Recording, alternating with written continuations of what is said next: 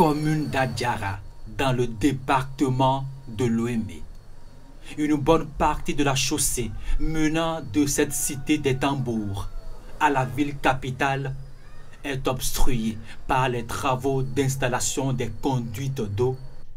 C'est justement ici que se trouvent les champs de captage d'eau potable pour alimenter tout Cotonou-Est et Aglangandan dans la commune de Sémé-Bodji. Les techniciens sont à pied d'œuvre avec cet agencement des pièces hydrauliques. Le manifold est monté, il est connecté à ce puits de forage. À l'intérieur, d'autres équipements de refoulement du liquide précieux. Ce manifold, en fait, c'est le canal par lequel transite la charge, c'est-à-dire l'eau qui est dans le puits parce qu'on a déjà immergé la pompe. Donc la pompe, dès que la pompe est actionnée, il y a un retour d'eau qui vient et c'est par ce canal l'eau sort pour aller rejoindre la collectrice principale qui va maintenant faire la collecte d'eau pour aller vers l'usine de traitement d'eau. La mesure d'urgence pour le renforcement en eau potable de la zone d'Akbakba à partir des champs de captage d'Adjara est dans sa phase active. Une production complémentaire de 1000 m3/h. Et pour alimenter la desserte en eau potable, ces poses de conduite de refoulement sur 22 km en terre ferme et près de 2 km en eau profonde sous la lagune de Porto Novo. Un travail titanesque. Il a mobilisé une forte équipe de plongeurs pour la pose des lestes, ces blocs de béton pour maintenir les conduites sous l'eau.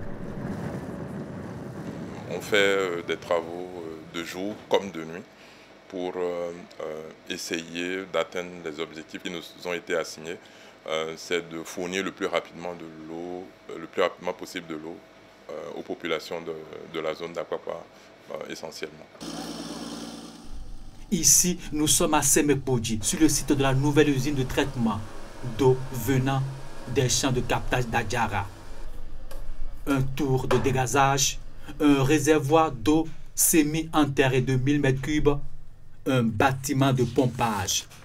L'autre dispositif ultramoderne en construction pour assurer la qualité d'eau à servir aux populations. C'est l'eau brute qui a été captée des forages qu'on a vu précédemment de là-bas. Ça passe par la canalisation, environ 22 km de canalisation, pour arriver ici à l'usine pour subir un traitement. Donc une fois à l'usine, ça passe d'abord par un réservoir surélevé, le château de 100 m3 qui est en cours de réalisation juste derrière moi. Et après, ça subit un traitement avec les différents bâtiments que nous sommes en train de réaliser. Nous avons le bâtiment de traitement et d'exploitation. D'ici peu, nous allons pouvoir régler ce déficit-là dont Akwakwa et Aglangandan souffrent depuis un bon moment. Une assurance donnée aux populations d'Akbakba, d'Aglangandan et environ. Elles végétaient depuis un bout de temps dans une sécheresse hydrique.